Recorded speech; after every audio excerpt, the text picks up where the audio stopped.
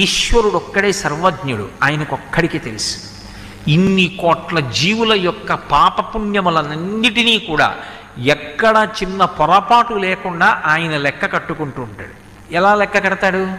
ఎక్కడో కూర్చుని అనుకోకండి, చిత్రగుప్తుడు అంటాను చూసారా, ఆయన ఎక్కడో యమధర్మరాజు గారి పక్కన కూర్చుని ఉండడు. ఇక్కడే ఊపిరి రూపంలో కూర్చుని గుప్తంగా ఖాతా రాసుకుంటూ ఉంటాడు. అందుకే చిత్రగుప్తుడు అంటే ఎవరో కాదు, భగవంతుడే. అందుకే కాంచీపురంలో చిత్రగుప్తుడికి దేవాలయం ఉంది ఇప్పటికీ. భగవానుడు కాలరూపంలో ఉండి, అందుకే భగవద్గీతలో కాల కలయతామహం అంటాడు. నేను కాలం రూపంలో ఉండి లెక్కలు కట్టుకుంటున్నానంటాడు. ఏ లెక్కలు? 2 లెక్కలు కడతాడు. ఏ శరీరంలో ఏ జీవుడు ఎంతకాలం ఉండాలి? ఈ శరీరం ఉంది, ఇందులో ఈ జీవుడు ఉన్నాడు. ఏదో పుట్టిన కొన్నాళ్ళకి మా నాన్నగారు దీనికి కోటేశ్వర శర్మ అని ఓ పేరు పెట్టారు. ఈ